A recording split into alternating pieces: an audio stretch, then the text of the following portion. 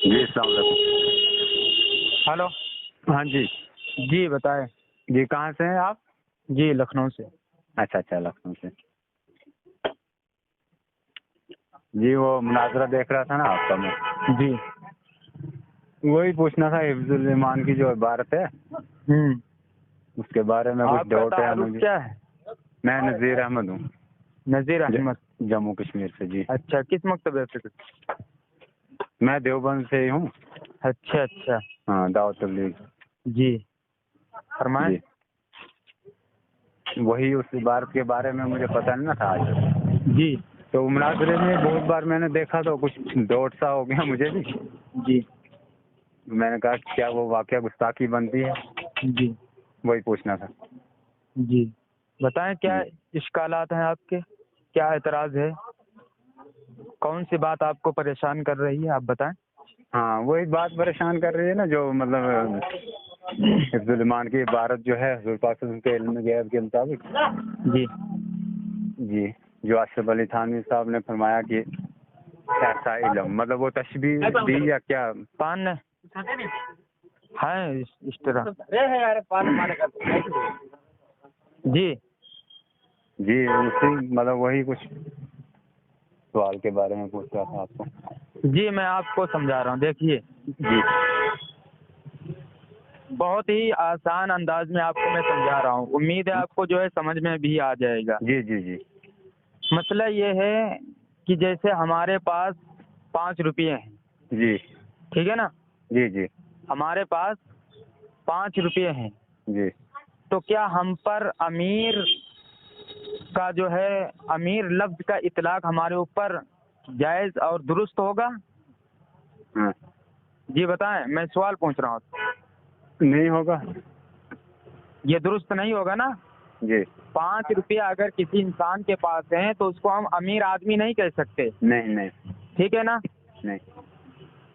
اب اگر کوئی مجھے 5 روپے کی وجہ سے امیر آدمی کہتا ہے، جی. دولت مند آدمی کہتا ہے، جی. کبیر آدمی کہتا ہے، ہاں. ٹھیک ہے، جی. تو اس میں میری خصوصیت کیا ہے؟ میری ہی کیا تخصیص ہے؟ جی. امیر ہونے میں میری ہی کیا تخصیص ہے؟ جی. میری ہی کیا خصوصیت ہے؟ کیونکہ ہاں. 5 روپے آپ کے پاس بھی ہیں. جی. 5 روپے آپ کے پاس زید ہیں. کے پاس بھی ہیں، دوسرے لوگوں کے پاس بھی ہیں. ٹھیک ہے نا. تو اس میں اب میری خصوصیت کیا باقی رہی؟ سمجھ رہے ہیں نا. جی. ہاں میری خصوصیت تب ہوتی جب دوسرے کے پاس نہ ہوتے. اب جب دوسرے کے پاس بھی وہ چیز ہے، 5 روپیہ ہیں، تو ہم کو اب امیر آدمی اگر کہہ رہے ہو 5 روپے کی وجہ سے، تو دوسرے کو بھی ہم کو امیر آدمی کہنا پڑے گا. پڑے گا یا نہیں پڑے گا؟ ہاں وہ تو کہنا پڑے گا نا. جی. تو بس یہی مولانا اشرف علی تھانوی رحمۃ اللہ علیہ فرما رہے ہیں. کیونکہ مولانا اشرف علی تھانوی رحمۃ اللہ علیہ سے سوال ہوا تھا. کیا سوال ہوا تھا؟ کل اور بعض علم کے بارے میں. نہیں، کل اور بعض کے متعلق سوال نہیں ہوا تھا.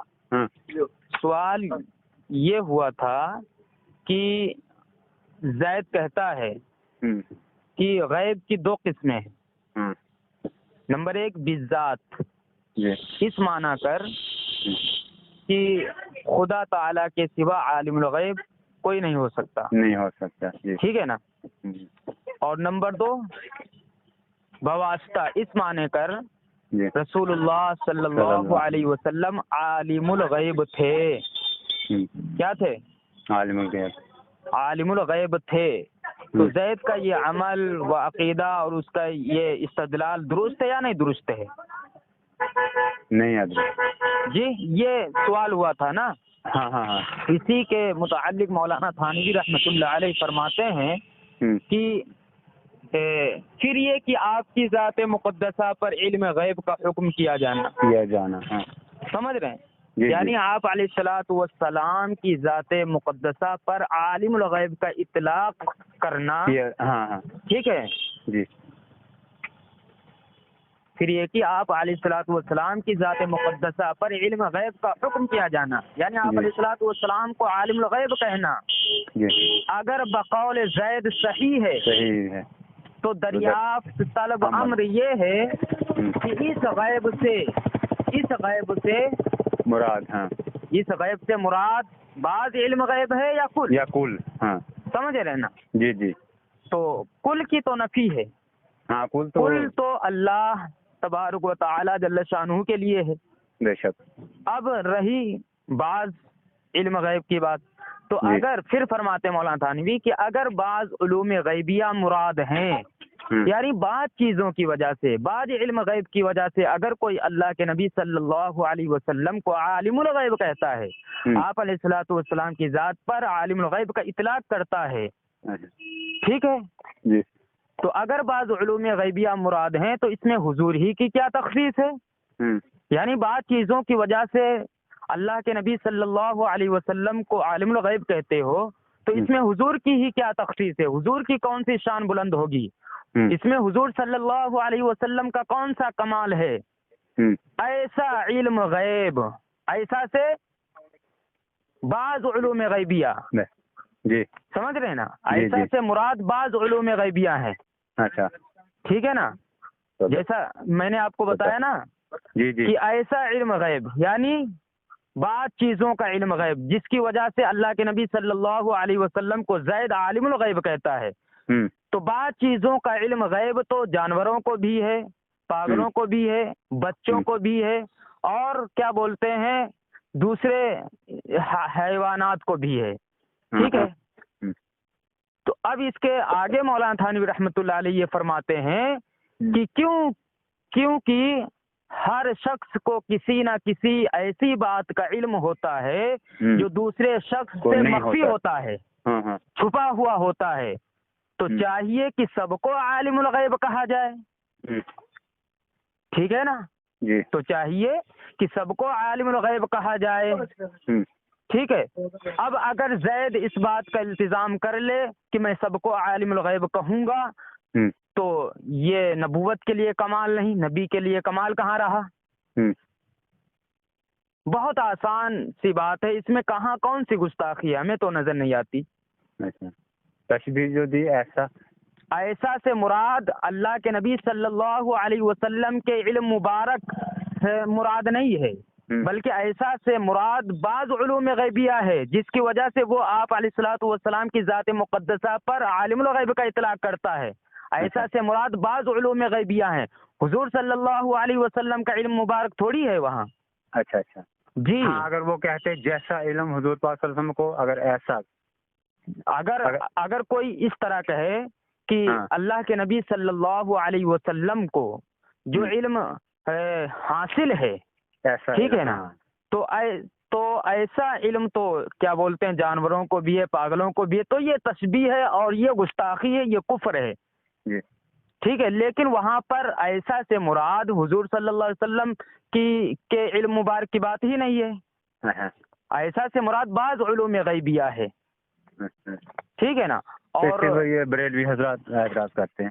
جی. تو ایسا سے مراد وہی ہے جو مولانا تھانوی رحمۃ اللہ علیہ نے فرمایا کہ بعض علوم غیبیہ کہ اگر یار صاف صریح عبارت ہے پھر بھی پتہ نہیں نہ جانے لوگوں کو کیا ہو جاتا ہے کہ وہ اعتراض کر دیتے ہیں. فرما رہے ہیں کہ اگر بعض علوم غیبیہ مراد ہیں تو اس میں حضور، یعنی بعض علوم غیبیہ اگر مراد ہیں تو اس میں حضور کی کیا تخصیص ہے؟ ایسا علم غیب یعنی کیسا؟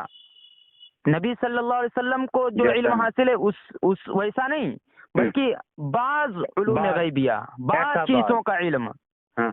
ٹھیک ہے نا. اچھا وہ بعض علم کو تشبیہ دی. جی. بعض علوم غیبیہ مراد ہیں ایسا سے. جی.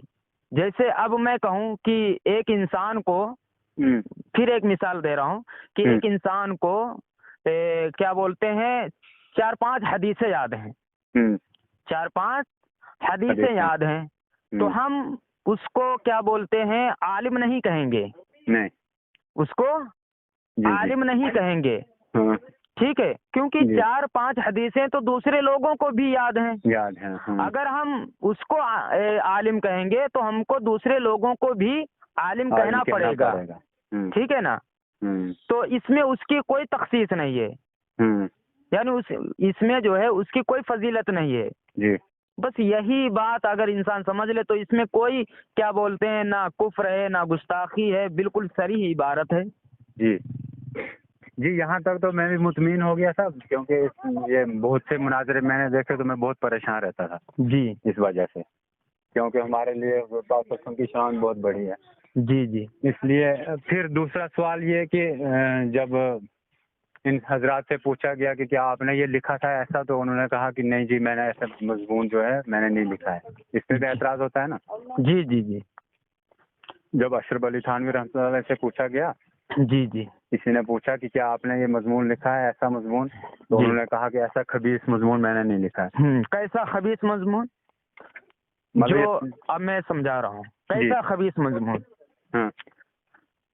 کہ حسام الحرمین جو ہے، جی ٹھیک ہے نا، حسام الحرمین جو کتاب ہے بریلیوں کے مجدد صاحب کی، ہاں جس پہ وہ فتویٰ لائے ہیں، ہاں ٹھیک ہے، تو اس میں اس نے لکھا ہے کہ مولانا اشرف علی تھانوی رحمۃ اللہ علیہ کے تعلق سے کہ جیسا علم نبی کریم صلی اللہ علیہ وسلم کو ہے ایسا نعوذ باللہ استغفر اللہ پاگلوں کو بھی ہے، اور کیا بولتے ہیں بچوں اور جانوروں کو بھی ہے، ٹھیک ہے، ایسا مضمون مولانا تھانوی رحمۃ اللہ علیہ فرماتے ہیں میں نے کہیں نہیں لکھا، ٹھیک ہے نا؟ ہاں تو بس مسئلہ کلیئر ہو جاتا ہے وہاں سے۔ جی یہ مسئلہ یہ جیسے کیونکہ مولانا احمد رضا بریلوی جو ہیں بریلیوں کے، انہوں نے تو اس طرح لکھا ہے کہ جیسا علم نبی کریم صلی اللہ علیہ وسلم کو ایسا جانوروں پاگلوں کو ہے، تو اس کے تعلق سے مولانا تھانوی فرماتے ہیں میں نے ایسا مضمون کہیں لکھا ہی نہیں ہے، نہ میری عبارات سے یہ واضح ہوتا ہے، میں خود بھی ایسے انسان کو کافر کہتا ہوں اور ایسی عبارت کو اور ایسے جملے کو کفر سمجھتا ہوں۔ بس یہ کہتے ہیں نہیں جی انہوں نے انکار کر دیا، میں نے لکھا ہی نہیں ہے۔ انکار کہاں ہوا؟ اب دکھاؤ مولانا تھانوی رحمۃ اللہ علیہ جس مضمون سے انکار کر رہے ہیں وہ مضمون ہے حسام الحرمین میں جو لکھا گیا ہے، اس مضمون سے انکار کر رہے ہیں، نہ کہ جو ہے اپنی عبارت سے جو انہوں نے لکھی ہے حفظ الایمان میں۔ حفظ الایمان کی احمد رضا خان نے جیسا بھی لکھا ہے، ہاں جیسا کا لفظ ہے حسام الحرمین میں، انہوں نے جیسا لکھا ہی نہیں ہے۔ ہاں مولانا تھانوی رحمۃ اللہ علیہ کی عبارت میں جیسا کہیں پر بھی نہیں ہے، ہاں ٹھیک ہے نا؟ ایسا ہے، ہاں۔ اب مولوی احمد رضا بریلوی نے حسام الحرمین ہی میں لکھا ہے کہ اس کی ملعون عبارت یہ ہے، ٹھیک ہے، پہلے تو تشریح کر دی کہ جیسا علم نبی کریم صلی اللہ علیہ وسلم کو ہے ایسا جانور و پاگلوں کو ہے، پھر کہا کہ اس کی ملعون عبارت یہ ہے، ٹھیک ہے۔ اب وہ عبارت جو نقل کی ہے وہ بھی ادھوری نقل کی ہے، جس سے یہ ثابت ہوتا تھا کہ وہاں پر اللہ کے نبی صلی اللہ علیہ وسلم کے علم مبارک کی بات نہیں ہو رہی ہے، بلکہ بات یہ ہو رہی کہ کیا اللہ کے نبی صلی اللہ علیہ وسلم کی ذات مقدسہ پر عالم الغیب کا اطلاق کرنا درست ہے یا نہیں درست ہے، اس پر بات ہو رہی ہے، ٹھیک ہے۔ تو اب چونکہ وہ اگر نقل کر دیتے مجدد صاحب تو بات بالکل عیاں ہو جاتی، کھل کے سامنے آ جاتی۔ وہ بات کیا تھی کہ کیا بولتے ہیں کہ کیونکہ ہر شخص کو کسی نہ کسی ایسی بات کا علم ہوتا ہے جو دوسرے شخص سے مخفی ہوتا ہے، چھپا ہوتا ہے، تو چاہیے تو سب کو عالم الغیب کہا جائے۔ یہ اگر لکھ دیتے تو خود بخود جو ہے مسئلہ سمجھ میں آ جاتا، لیکن یہ چونکہ ان کو جو ہے کیا بولتے ہیں فراڈی پن دکھانا تھا اور جو ہے مکر کرنا تھا، تو اس وجہ سے انہوں نے نقل نہیں کیا۔ یہ بات پھر المحنت المفند میں عقیدہ بیان کیا نا، جی ہماری دیوبند کی طرف سے، جی ہاں اس میں ایک دم صاف شفاف بات ہے۔ جی چلو ٹھیک ہے، جزاک اللہ۔ جی اور کوئی اشکال تو نہیں رہا؟ اگر ہو تو بتائیے گا، انشاءاللہ وہ بھی حل کر دیا جائے گا۔ جی میں بہت پریشان ہو گیا تھا۔ نہیں آپ کو سمجھ میں آیا یا نہیں سمجھ پایا؟ ہاں سمجھ آ گئی مجھے۔ بات یہ ہے کہ اس میں یہ نہیں اس پر حفظ الایمان میں یہ بات نہیں ہو رہی ہے کہ اللہ کے نبی صلی اللہ علیہ وسلم کو کتنا علم غیب ہے کتنا نہیں ہے، اس پر بات ہی نہیں ہو رہی۔ آپ علیہ الصلوۃ والسلام کی ذات مقدسہ پر عالم الغیب کا اطلاق درست ہے یا نہیں درست ہے، اس پر بات ہو رہی ہے۔ تو یہ بار بار کہتے ہیں نہیں جی بات حضور پاک صلی اللہ علیہ وسلم کے علم کی چل رہی تھی۔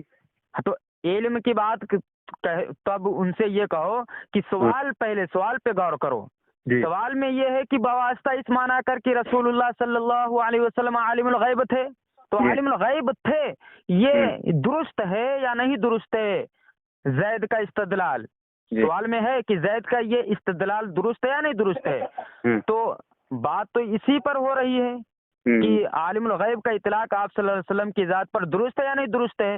تو وہی مولانا تھانوی فرما رہے ہیں کہ بعض چیزوں کی وجہ سے اگر عالم الغیب کوئی کہتا ہے تو اس میں حضور کی کوئی خصوصیت نہیں ہے، ایسا بعض علم غیب تو جانوروں کو بھی ہے، جس کی وجہ اس لیے جو ہے اللہ کے نبی صلی اللہ علیہ وسلم کی ذات پر عالم الغیب کا اطلاق درست نہیں ہے۔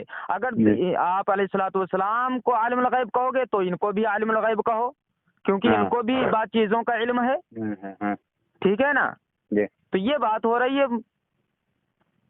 اچھا اچھا جی جی جی جی چلو ٹھیک ہے انشاءاللہ۔ آپ کا چینل کون دیوبندی خنجر ہے؟